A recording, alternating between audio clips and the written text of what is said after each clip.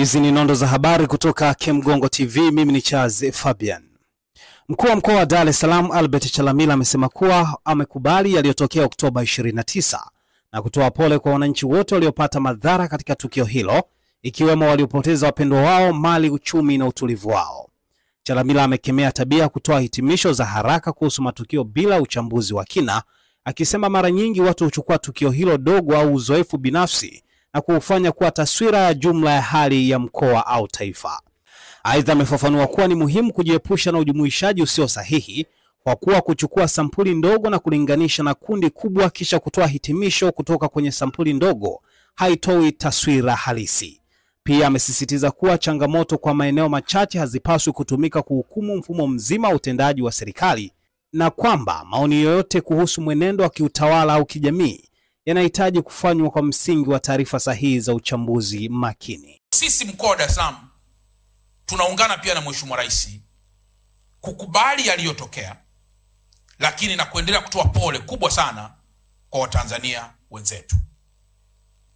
Kama mtakumbuka juzi pia katika hotuba yake, moja ya mambo ambayo ameendelea kuyarudia ni kuendelea kutoa pole. Tafsiri sahihi ya neno pole maana yake moja ni kukubali kilichotokea, lakini mbili ni kutoa neno la faraja kwa mtu yoyote yule aliyepata kadhia.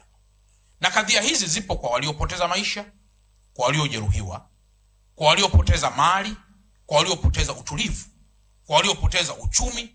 Wote wanaingia kwenye jopo hilo kubwa kwa pamoja. Tukiwaita wana uchumi watuambie tulikula hasara kwa namna gani kwa muda wa siku 2 au siku 3, watakuwa na maelezo yao.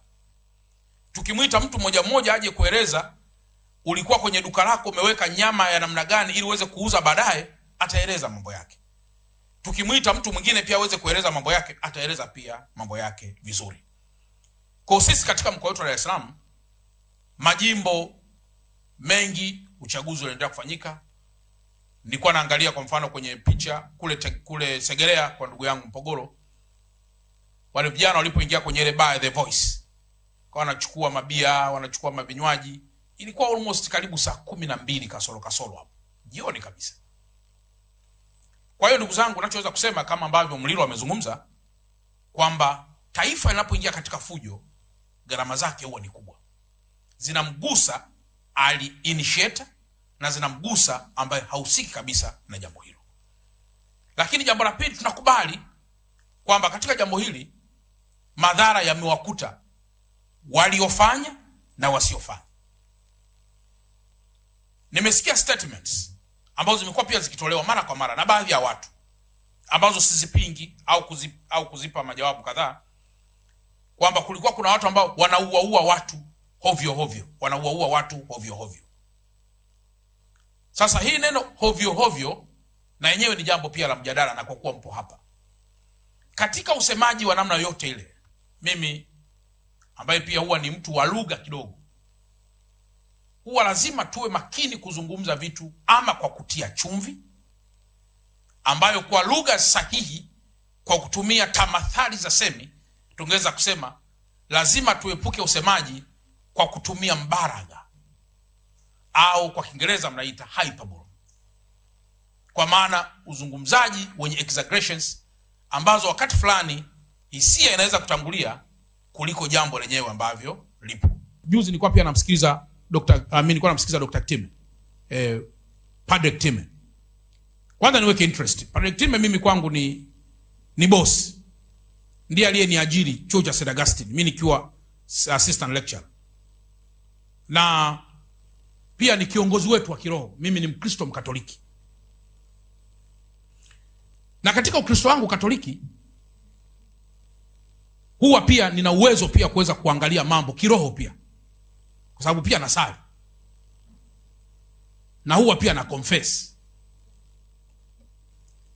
Kwa juzi katika statement pia nilikuwa nasikiliza, na ambayo hapa pia imetamkwa hapa katika ule waraka, imetamkwa kwamba askari wa jeshi la polisi walikuwa wanakwenda kwenye hospitali ya dini ya Katoliki kuzuia watu wasipate matibabu.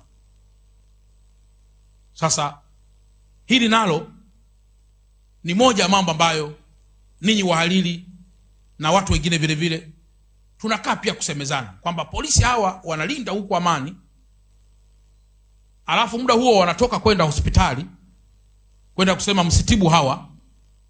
Mimi nadhani tunaweza kuwa na hoja nzuri sana ya kuisaidia serikali, lakini kamwe tusipresent hoja kwa miemuko. Tusipresent hoja kwa miemuko. Unaweza kuwa na hoja nzuri sana, nzuri mno, nzuri sana, lakini hoja, yani tusipitilize sana tukahamisha hoja ya msingi ya kulihudumia na kuliponya taifa ikawa ni hoja ya harakati. Sikiliza, unataka kujenga nyumba imara kwa bei nafuu? Karibu Kemgongo Hardware. Tunaopatikana Dodoma karibu na ofisi ya kata ya Mchuka, mkabala na barabara ya lami ya kuelekea Mvumi. Sisi Kemgongo Hardware tunauza vifaa vyote vya ujenzi, kuanzia saruji, nondo, mabati, rangi hadi matofali. Matofali yetu sasa yanapatikana kwa saizi zote kama vile inchi 5, inchi 6, yakiwa katika hali ya uimara na yenye ubora kwa bei nafuu zaidi ya soko. Iko hivi, Kemgongo Hardware ndio sehemu sahihi kwa ujenzi wako wa ndoto. Wasiliana nasi kupitia simu namba 0750694276 ama 0653611722. Kemgongo Hardware, karibu ujenge nasi kwa gharama nafuu.